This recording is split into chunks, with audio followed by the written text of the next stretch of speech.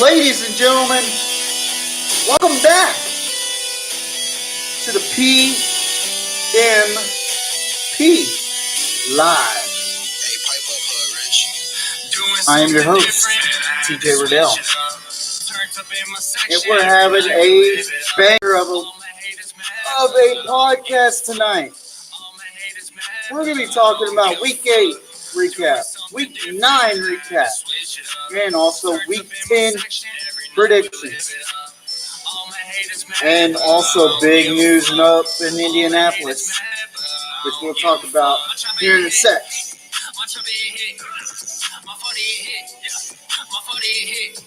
I don't care if you let how step. I don't care if you let how rip. I don't care if you let how step. I don't care if you let how rip.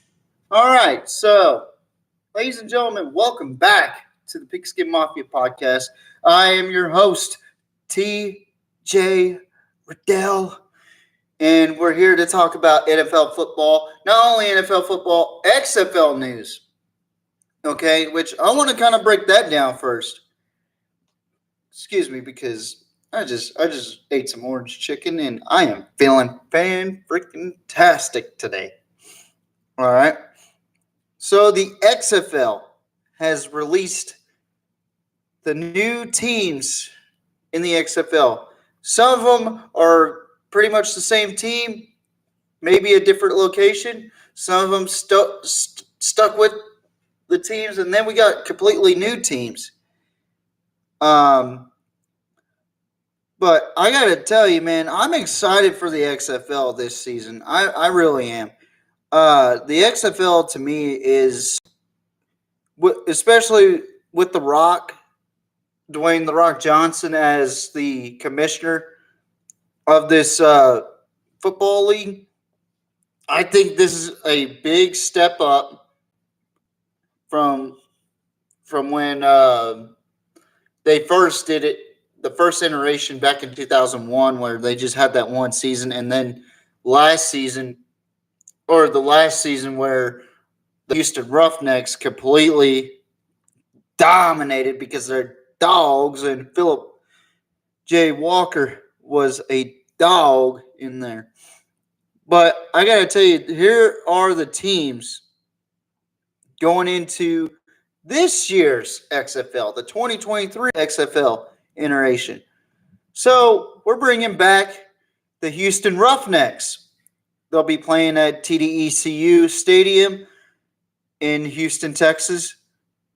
And the head coach for the Houston Roughnecks, son of Bum Phillips. He was a head coach for the Dallas Cowboys when Jason Garrett was offensive coordinator. Wade Phillips. Next, we had the St. Louis Battlehawks, residing in beautiful St. Louis, Missouri, at the Dome at America's Center. And their head coach is Anthony Betched. Next team on the field, from Washington, D.C., the D.C. Commanders. They'll be playing at Audi Field.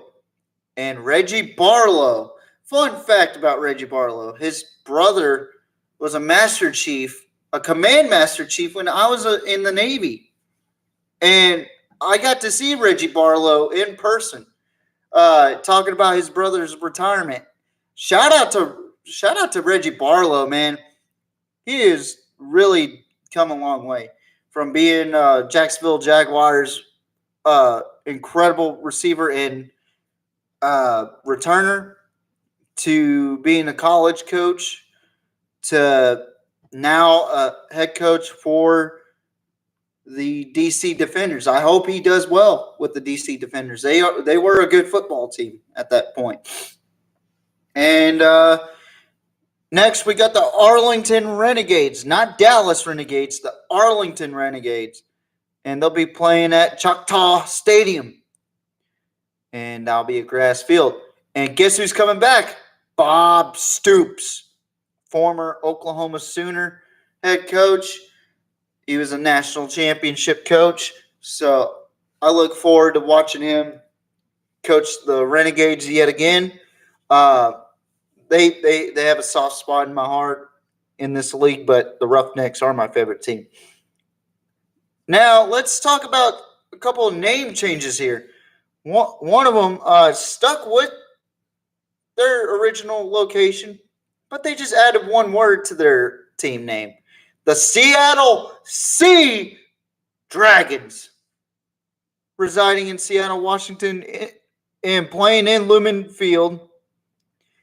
And their head coach will be Jim Haslett.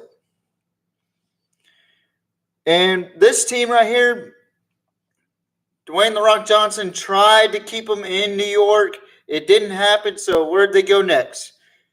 Down in Florida, where they'll be playing in Camping World Stadium in Orlando, Florida. The Orlando Guardians. Their head coach is Terrell Buckley. Next team we'll talk about is a team that they were already in talks about relocating this team originally in Orlando. But they decided to go out west. They decided to roll the dice with this, and they are going to go with the Vegas Vipers in Las Vegas, Nevada. And they still don't know what field they're going to play on, but their head coach, Hall of Fame safety, Rod Woodson. I mean, this guy was incredible as a player. I can't wait to see him coach. And last but not least is a very, very new team. A very new team. And this team right here is the third team in the state of Texas. This team is playing in the Alamo Dome in San Antonio, Texas. This team is led by head coach Hines Ward, one of the hardest hitting wide receivers, one of the toughest wide receivers I have ever seen in my lifetime. Hines Ward, the head coach of the San Antonio Brahmas. And boy, I love their logo. It is fucking fantastic.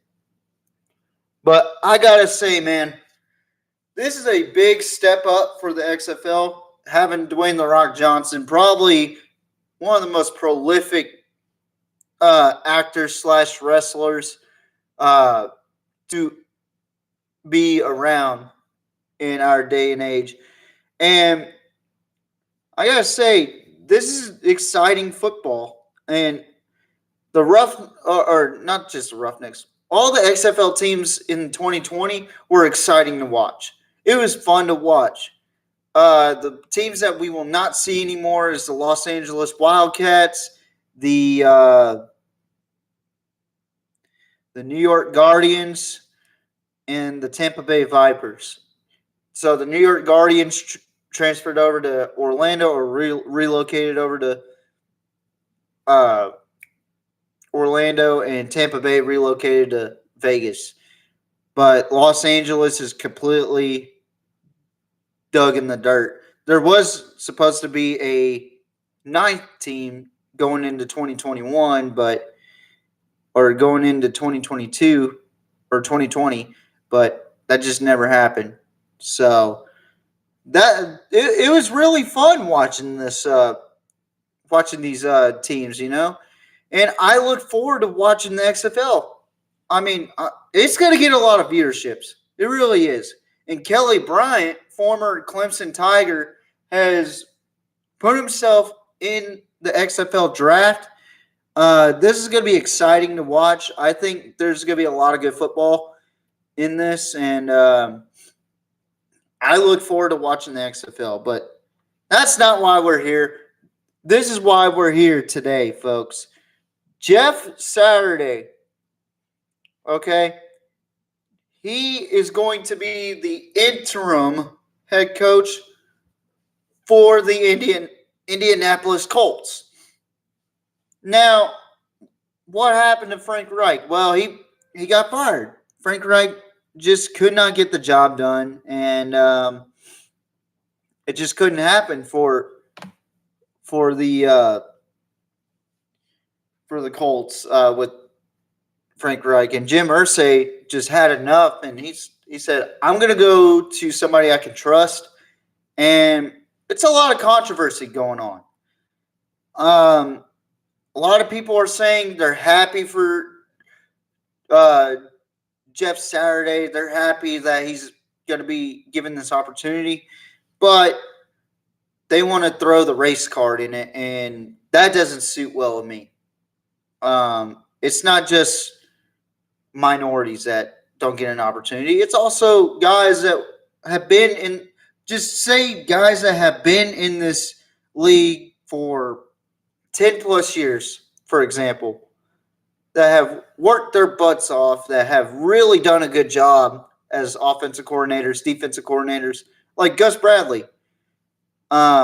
He's the defensive coordinator for the Indianapolis Colts. But I think this is a smart move as far as having someone there to plug in that hole. If Jeff Saturday does well, where's the haters going to go then? I think it's legitimate hate that people have for Jeff Saturday. They say he's a good guy and this, that. But let's be honest, guys. They're just angry because he got that opportunity. He's been in that organization before. He's had a title there before he left for ESPN over there. As soon as he retired, he had a place. He had a home in Indianapolis. He was a Colt through in and through out. And he already knows the ins and outs of what's happening in Indianapolis. So this was a good move for Indianapolis. And this gives them time to say, okay, we need to evaluate what we need as a head coach. If Jeff does all right, then we'll have him. We'll have him for a multi-year contract. But I don't see that happening. I see the Colts kind of struggling still. I mean, they just haven't gotten anything done. But I will say this. Jeff Saturday being the head coach, he's going to focus primarily on the offensive line. I will tell you that right now because that Indianapolis Colt offensive line is atrocious. And they gave up 9 sacks last week to the Patriots. And we'll talk a little bit more about that, but just couldn't give enough time for Sam Ehlinger. And I gotta say, I am very surprised with this pickup, but it's an interim head coach. Big whoop. I would understand if they said, all right, you got the job. That is just careless and dangerous. We have seen teams do that before where they have fired a head coach and hired a head coach, and success just wasn't there. But getting an interim coach that knows the ins and outs. This reminds me of the Oklahoma situation when they were going into the bowl game and they had Bob Stoops step in. It's not that big of a deal, okay? Now, for hiring purposes, to be a full-time coach, to be the man, then I would start to worry and go, what are they thinking here? But this is a very interesting storyline, and I hope to talk more about it here on the PMP. But let's move on. Let us move on in this good day, Tuesday, November 8th. Also, if you haven't voted yet, go vote for whichever candidate you like. I prefer a lot of people that know me know who I prefer. But I'm not going to get into that because I don't do that on this podcast. I don't talk about politics. Just go out there and vote, folks. If you don't vote, you're missing out, man. You really are. It's a good experience. It's fun. And I highly recommend it. And it's to better your community. It's to better your district, your state. It doesn't matter. Go out there and vote. But I I honestly voted for Greg Abbott. Shout out to my governor in the state of Texas. Vote for Greg Abbott. But yeah, but let's talk about Josh Allen real quick. Josh Allen had a elbow injury, right, during the Jets game, and we'll talk about that more. But Josh Allen is being evaluated. We don't know what's going on, but it looks like a UCL injury, and they're monitoring it day by day, and it's going to be a big loss if they lose Josh Allen. And they got Case Keenum as a backup, but man, big loss if they lose him. But his status is uncertain for the team's game against the Minnesota Vikings, who are red hot right now. Kirk Cochains, by the way. We're just going through it, still evaluating it, and we'll see where it goes, says Sean McDermott on Monday. I'll know more in the next 24 hours and then be able to check in within the media back on Wednesday. So I'll be able to report this on Thursday night when I talk about college football predictions. I am going to talk about the recap later tonight, though, for college football. But yeah, I'll talk more about the Josh Allen injury. Hopefully, it's not severe. But yeah, let's get into the week 8 of the NFL recap. I'm going to try to make this as quick as possible. Week 9 and week 8, just several games that I thought were really, really good and pretty much big turning points for some teams and teams that just really have stunk it up in the last several games. But this game was a lot better for the Buccaneers, but they lost to the Ravens 27-22. Lamar went off in this game, 27 for 38, 238 passing yards, 2 touchdowns. And Tom Brady, the GOAT, 26-44, 325 passing yards, 1 touchdown. And I got to say, the Bucs have really not been impressive to me in the last several games. I still don't understand how the Cowboys lost that game. Let's talk about the Falcons and the Panthers. That was a good game. And honestly, a battle for the top spot. Maybe a 4-way tie for first place in this game. And in the very last second, or not very last second, but very, very close to the last second part of the game, PJ Walker throws a bomb to DJ Moore, who had a phenomenal game. 6 receptions, 152 receiving yards, 1 touchdown. He caught that bomb, and what happened afterwards, he took off his helmet, and I guess he slung it, and that caused a penalty. Well, that forces Atlanta and Carolina to go into overtime, and Atlanta wins in overtime 37-34. Marcus Mariota had a pretty decent game. I say decent because he threw 2 interceptions, but 20 for 28, 255 passing yards, 3 touchdowns, and 2 picks. PJ Walker, 19 for 36, 317 yards, 1 touchdown, 1 interception. Deontay Foreman, 26 carries, 118 rushing yards, 3 touchdowns.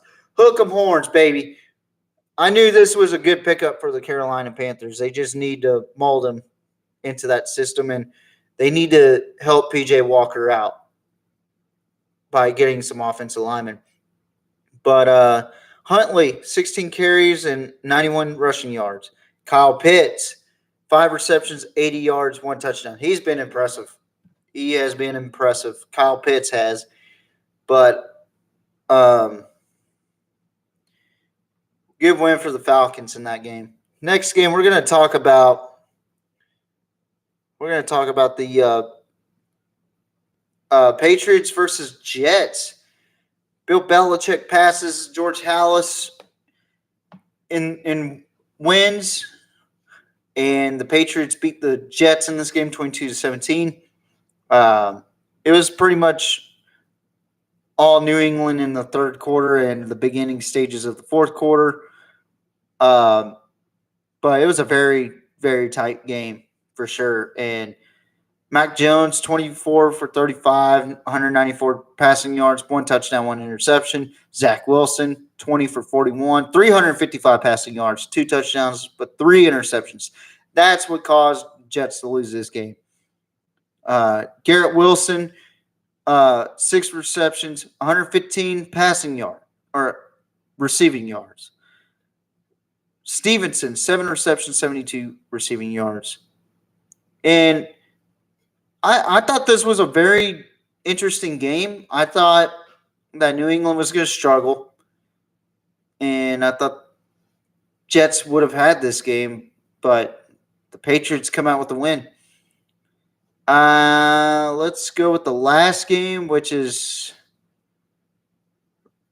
going to be Geno Smith and the Seahawks taking on the Giants, the impressive Giants. But even more impressive is to see Geno Smith out there killing it.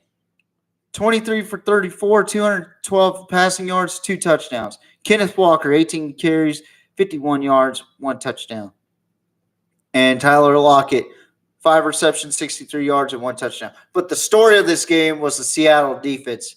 They were able to hold Saquon Barkley to 53 yards and 20 carries, which is piss poor for Saquon Barkley, even though he's having a phenomenal season, possible comeback player of the year candidate. But Slayton, 5 receptions, 66 yards. Daniel Jones, 17 for 31, 176 passing yards. He's had a pretty decent year.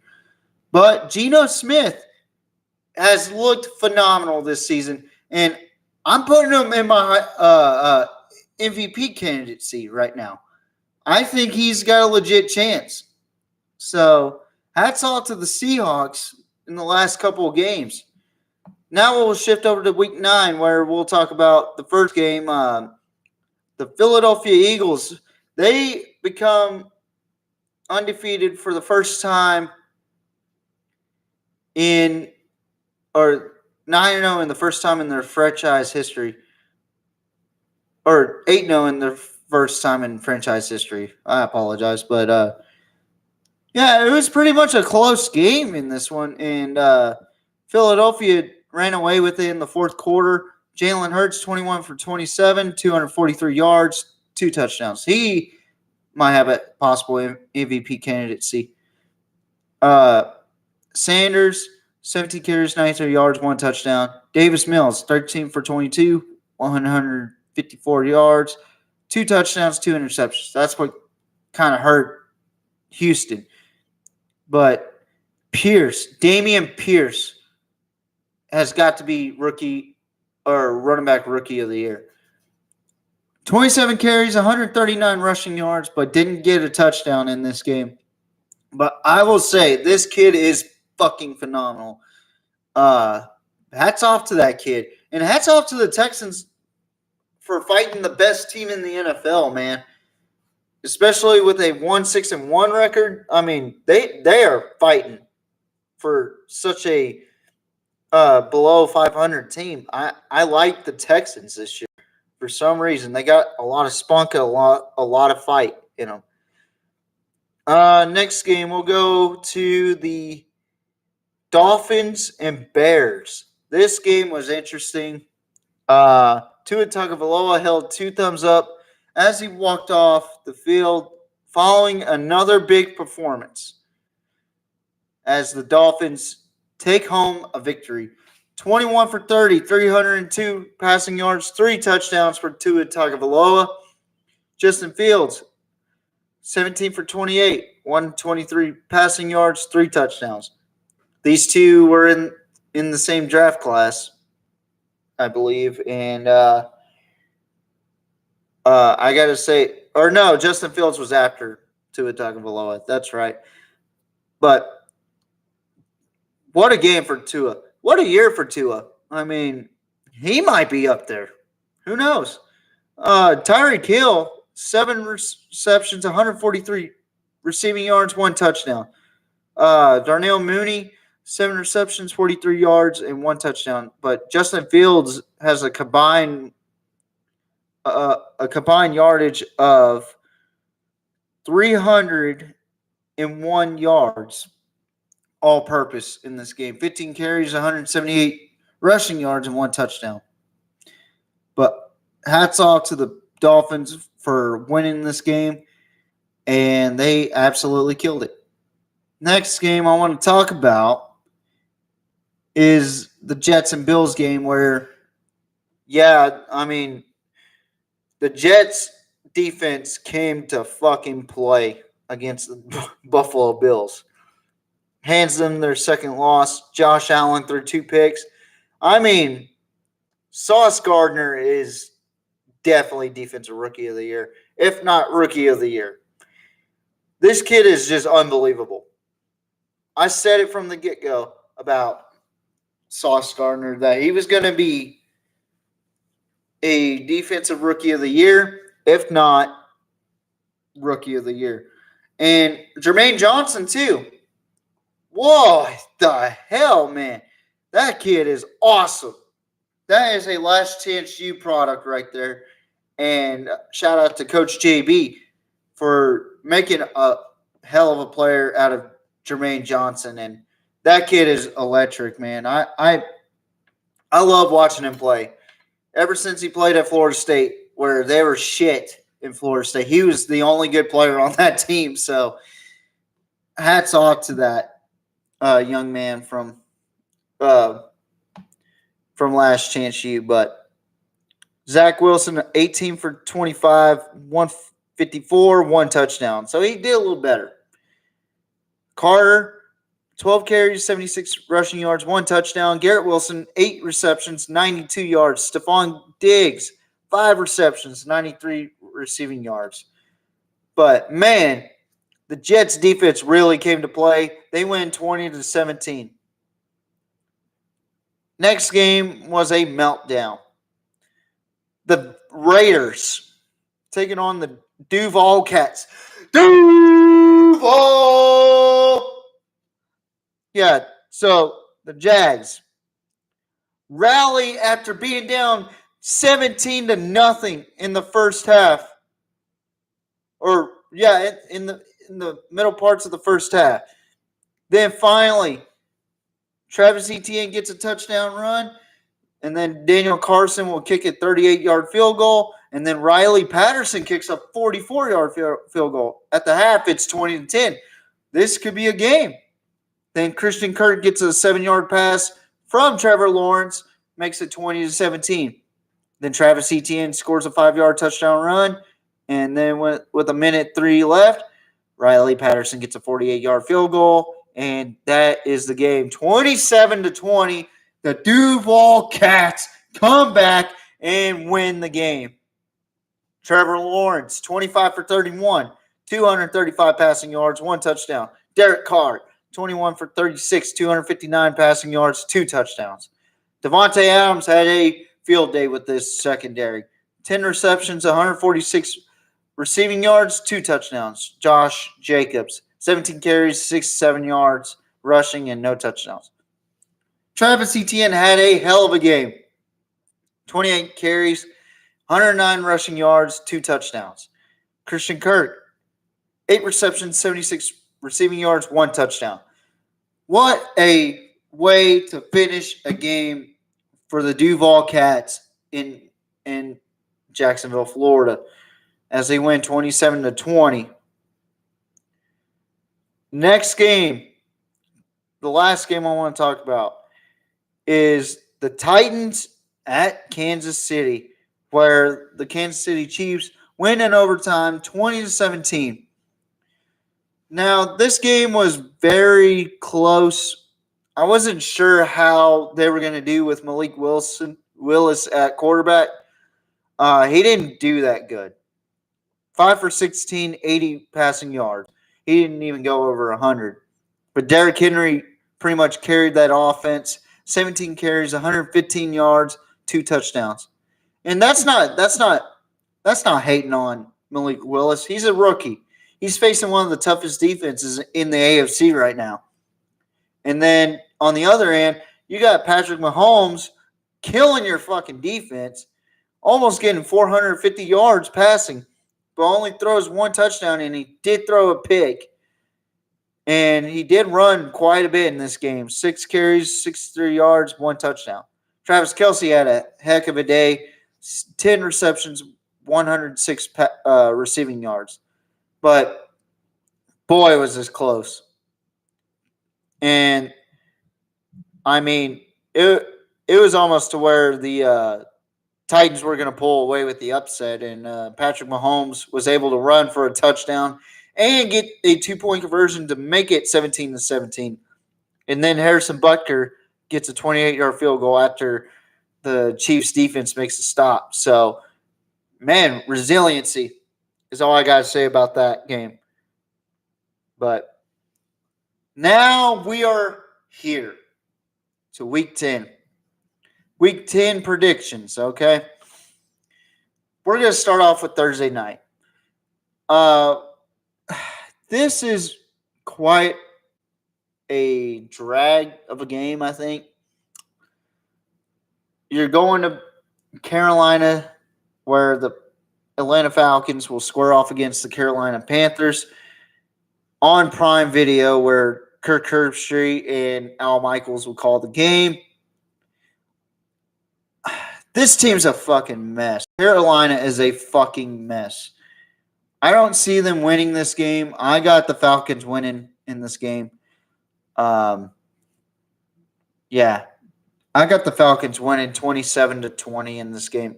Maybe 27-13. I don't know. This Panthers team is so out of whack right now. It's fucked up the way the Panthers are right now. But let's move on to Sunday, where we got the Tampa Bay Buccaneers and the Seattle Seahawks battling it out in Germany.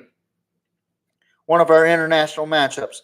Geno Smith, who is having an MVP performance of a year, might face one of the toughest defenses in the NFL. Not against the run, but against the pass. But they've kind of struggled a bit. But did they find the rhythm after beating the Rams on that last drive against the Rams? And I got to say, Tom Brady has looked sharp despite the fact that the Buccaneers are 4-5. I wouldn't count the Bucs out in this game, but this is going to be a hell of a matchup, I think. I got the Buccaneers winning this game by 3. As much as I would love to see Geno Smith just continue to win games, to win ball games, I just don't see it happening in this game. I think the Buccaneers are starting to finally get their rhythm back, starting to get their swagger, their composure back. But I think the Bucs are going to win it. Next game, depending on if Josh Allen is out, it will be the outcome of this game. But Kirk Cousins is having a pretty decent year. Dalvin Cook is having a fantastic year. Justin Jefferson, no words about this man, but electric. Josh Allen, who's really leading the team in rushing yards and passing yards, could be a dagger in this game if he's out.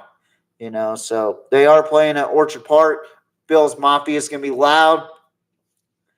I think this is going to be a good matchup. I really do think so. And Bills, I don't know.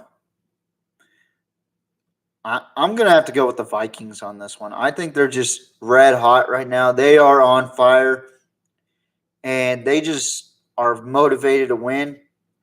And they want to prove to everybody that they are the best team in the NFL. This team is a team to watch out for. This team right here is the fucking team to watch out for. So I'd watch out for the Minnesota Vikings if I have anybody in the NFL. So I am going with the Vikings on record.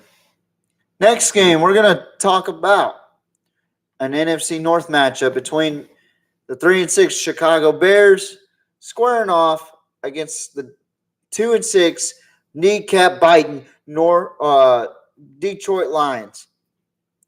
Jared Goff has been on and off.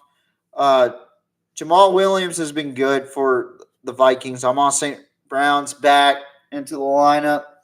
Justin Fields has been pretty much the gadget guy for the Bears. Playing in Soldier Field with the Bears. I think that last game really made Detroit believe that they can do this year, but I got the Bears winning this game. Next game, the Tennessee Titans will be at home against the Denver Broncos after a close loss to the Kansas City Chiefs. They let the Chiefs slip out of their fingers, or as Coach Green would say, we let them off the hook, or they let them off the hook. We let them off the hook. But Russell Wilson, it looks like the Broncos are kind of showing some resurgence, but I don't know, man. I don't know if they could stop Derrick Henry in that run offense. I got the Titans winning this game. Next afternoon game or 12 o'clock game, got the Kansas City Chiefs taking on another AFC South team, the Jacksonville Jaguars, who came back and won against the Las Vegas Raiders. This one's going to be an interesting matchup. A more veteran team versus a hungry young team. I am going to go with the Chiefs on this one, but don't count out the Jags in this game. I think the Jags are going to give them a dogfight. So we'll see. Next noon game, we got the Brownies taking on the Miami Dolphins. Jacoby Brissett taking on Tua Tagovailoa. I got to go with the Dolphins on this one. They just have way too many explosive weapons on offense. Defense has been phenomenal this year for Miami. I think they're going to win this game outright. Next game, this is also a 12 o'clock game. Got the Houston Texans squaring off against the New York Giants. Giants coming off of a loss and a bye week. This is going to be a fun game to watch because the Texans are actually very, very competitive. I do think that the Giants may be a little tougher than the Philadelphia Eagles for the Texans. I got the Giants winning this game. Not as bad as the Eagles game for the Texans, but they'll be in a dogfight for sure. Next game, we're going to talk about the New Orleans Saints taking on the Pittsburgh Steelers. Both teams have 6 losses. One of them has two wins, that being the Pittsburgh Steelers. They're having some QB troubles, and the New Orleans Saints, pretty similar scenario. Only difference is they got a Mack truck in Taysom Hill. And I think the Saints team is a good football team. I think they are, and I think they'll win at Heinz Field or whatever field they call it now. Acrisure. I don't know. I got the Saints winning in a very close matchup. Next game, before we get to the Cowboys and Packers game, we go and we watch the Colts taking on the Vegas Raiders. This will be Jeff Saturday's debut. You got Sam Ehlinger, a young quarterback from the University of Texas. Very tough kid. I love this. I love watching this kid. You got Jonathan Taylor. You got Michael Pittman Jr. On the other side, you got Derek Carr. You got Josh Jacobs. You got Devontae Adams. They are pissed off right now because they cannot find any good rhythm to win games. And they let the Duval Cats beat them in this game. So I don't think the Colts are going to win this game, but they're going to give them a dogfight. And I think the Raiders are going to be back on track. I think the Raiders are going to win this game. Now, let's go to America's team taking on the struggling Packers. Now, there's rumors talking about OBJ and Jerry Jones talking about OBJ coming to the Cowboys and whatnot. I'm not going to say a peep until it happens. I'm not going to fall into that Kool-Aid. I'm not going to fall into that trap where I'm going to believe that OBJ is going to be with the Cowboys. Until he signs that dotted line with the Cowboys, he won't be with the Cowboys for now. But this is going to be a good game, I think. I think the Packers are in a weird spot right now, uncharted territory.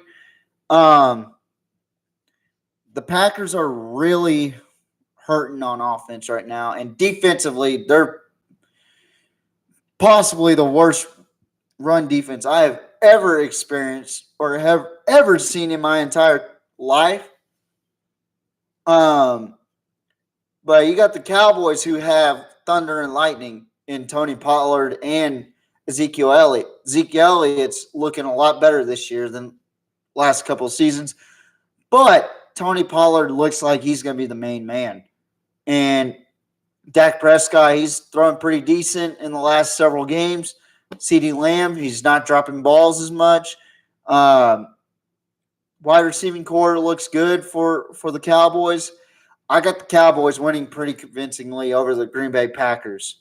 For my Packer fans, it's not out of spite. It's not because of the rivalry. It's just because y'all are struggling fucking bad right now. So I don't know what's going to happen. There's talks of Aaron Rodgers being done. I don't think he's ever going to be done unless he's going to say he's going to retire next year, which would be stupid because he's on a 4-year contract and he could still sling the ball, okay? But moving on to the next game where it's an NFC West matchup. Both teams are struggling. Both teams are really just at each other's throats on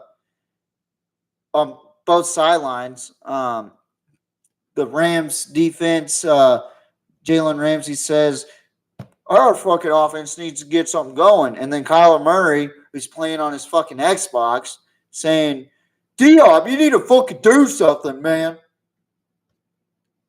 I think this is going to be a good matchup. And I do think that the Rams defense is going to overwhelm Kyler Murray even more in this game. So I'm going to go with the Los Angeles Rams in this game. Last Sunday game, it is a night game on NBC. It is the Los Angeles Chargers taking on the San Francisco 49ers. The 49ers are 4-4, and the Chargers are 5-3. Justin Herbert taking on Jimmy Garoppolo. Christian McCaffrey now with the 49ers taking on Austin Eckler. Mike Williams versus Brandon Ayuk. This is going to be a fun one to watch, folks. I think this is going to come down to whose defense could stop whose offense. And I don't think the 49ers have a better offense than the Chargers on paper, but they show that they got the better offense. And I'm going to have to go with the home team at Candlestick Park. I'm going with the 49ers. Now, last game I'm going to cover before I hop off here, I got the Washington Commanders, who have really shown that they could play with teams, and they lost to the Minnesota Vikings last week, but they look to put a L on the column for the Philadelphia Eagles, who are undefeated this season. Jalen Hurts has been a beast this year. A.J. Brown on pace to get 1,000 yards within the next 2 to 3 games. Scary Terry looking good this year, on pace to get 1,000 within the next 3 or 4 games. Antonio Gibson looking good. Both teams' run game has been stellar. ever since Robinson Jr. came back for the Commanders, they have looked pretty damn good offensively. And Carson Wentz is okay, but he's not the best right now. But I feel like Philadelphia's defense is the best defense in the NFL right now. And I cannot pick against the Eagles in this game.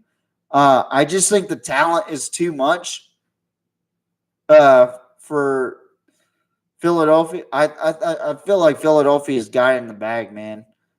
I got Philadelphia winning by at least 17 in this game. And that will conclude the PMP.